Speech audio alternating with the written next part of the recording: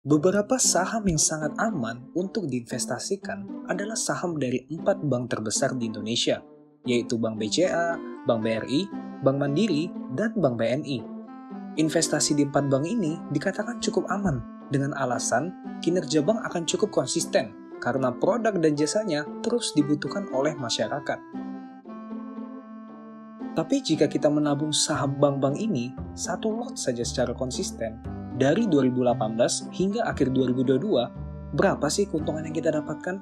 Apakah presentasi keuntungannya fantastis atau tidak?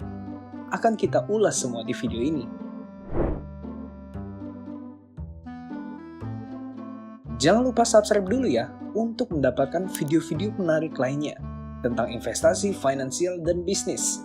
Sudah, mari kita lanjutkan. Sekarang kita akan melakukan simulasi. Berapa sih keuntungan yang kita dapatkan jika kita membeli saham bank ini setiap awal bulan mulai dari Januari 2018 hingga Desember 2022? Yang pertama adalah Bank BRI.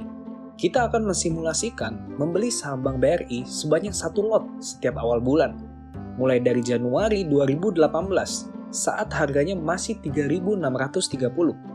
Hingga awal Desember 2022 saat harganya mencapai 4.940. Rata-rata uang yang harus kita keluarkan untuk investasi ini adalah 260.000 hingga 490.000 per bulan. Dari Januari 2018 hingga Desember 2022 dengan total 60 bulan, total lembar saham Bank BRI yang kita beli adalah 60 lot. Dan total uang yang kita keluarkan untuk membeli 60 lot saham Bank BRI ini adalah 23 juta.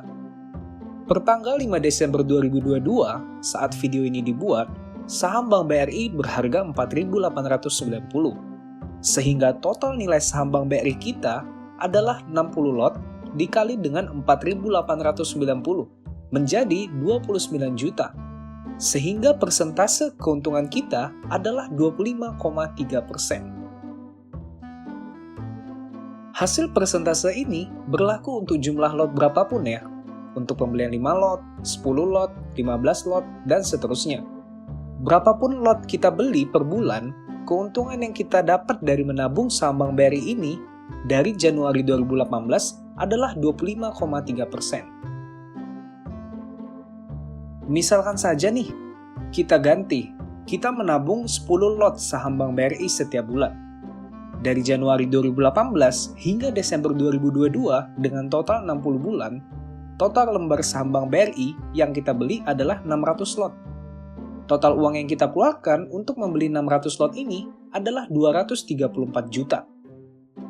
Total nilai saham Bank BRI kita artinya adalah 600 lot dikali dengan 4.890 harga sahamnya menjadi 293 juta.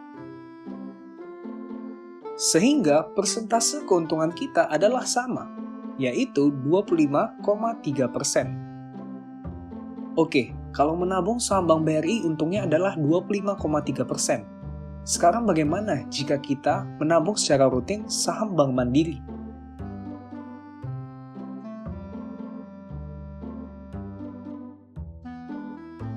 Pada bulan Januari 2018, harga saham Bank Mandiri adalah 7.850. Hingga awal Desember 2022, harganya sudah mencapai 10.400. Rata-rata uang yang harus kita keluarkan dari investasi ini adalah 420.000 hingga 1 juta per bulan. Dari Januari 2018 hingga Desember 2022 dengan total 60 bulan, total lembar saham Bank Mandiri yang kita beli adalah 60 lot. Dan total uang yang kita keluarkan untuk membeli saham Bank Mandiri ini adalah 42 juta. Per tanggal 5 Desember 2022, saham Bank Mandiri berharga 10.875. Sehingga total nilai saham Bank Mandiri kita adalah 60 lot dikali dengan 10.875 menjadi 65 juta. Sehingga persentase keuntungan kita sekarang dari saham Bank Mandiri adalah 53,6%. Lumayan jauh lebih tinggi ya dibandingkan dengan saham Bank BRI. Dengan cara yang sama, kita juga menghitung untuk saham Bank BCA dan saham Bank BNI. Untuk Bank BCA, didapatkan persen keuntungannya adalah 41%. Untuk Bank BNI, persen keuntungannya adalah 34,6%. Jadi yang memberikan return rata-rata terbesar adalah Bank Mandiri, lalu Bank BCA, lalu Bank BNI, dan yang terkecil adalah Bank BRI. Nah, di posisi berapa emiten bank jagoan kalian? Pertanyaan selanjutnya nih, kalau kita nabung keempat-empatnya secara konsisten dengan jumlah yang sama, berapa persen keuntungan yang akan kita dapatkan? Jadi kita menabung saham Bank BCA tiap bulan, Bank BNI juga, Bank BRI juga, Bank Mandiri juga dengan jumlah yang sama. Sebenarnya kalau untuk menghitung ini secara pasti akan sulit, karena jumlah saham Bank Mandiri, Bank BCA, Bank BNI, dan Bank BRI itu berbeda-beda. Namun kita akan coba menggunakan cara pendekatan dengan mengasumsikan kita membeli saham bank itu masing-masing 1 juta per bulan. Dan jika biasanya minimal pembelian saham adalah 1 lot, di sini kita mengasumsikan tidak ada minimum pembelian jumlah saham untuk memudahkan perhitungan kita. Oke, kita akan mulai lagi dari saham Bank BRI. Kita mengasumsikan akan membeli saham Bank BRI sebanyak 1 juta rupiah per bulan. Pada Januari 2018, dengan uang 1 juta, kita akan membeli 275 lembar saham. Pada Februari 2018, 270 lembar saham. Pada Maret 2018, 264 lembar saham. Dan seterusnya, hingga pada bulan Desember 2022, dengan uang 1 juta, kita membeli 202 lembar saham. Dengan membeli saham Bank BRI 1 juta per bulan selama 60 bulan, yaitu dari Januari 2018 hingga Desember 2022, maka total uang yang kita keluarkan adalah 60 juta rupiah. Dan jika kita jumlahkan semua lembar saham yang terbeli, totalnya adalah 15.718 lembar saham. Per tanggal 5 Desember 2022, saham Bank BRI berharga 4.890.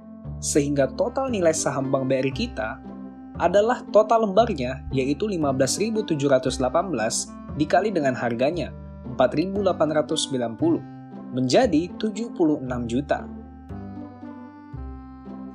Dengan cara yang sama, kalau kita membeli saham Bank BCA, Bank Mandiri, dan Bank BNI selama 60 bulan, kita akan mendapatkan perkiraan total nilai saham untuk setiap bank. Untuk Bank Mandiri adalah 94 juta, Bank BCA 87 juta, Bank BNI 86 juta, dan yang tadi Bank BRI adalah 76 juta. Dan jika kita jumlahkan semuanya, totalnya adalah 345 juta. Oleh karena itu, jika kita membeli saham Bank Mandiri, Bank BCA, Bank BNI, dan Bank BRI masing-masing 1 juta setiap bulannya, maka total kekayaan kita sekarang adalah 345 juta, dengan total uang yang diinvestasikan adalah 240 juta. Sehingga persen keuntungannya adalah 44%.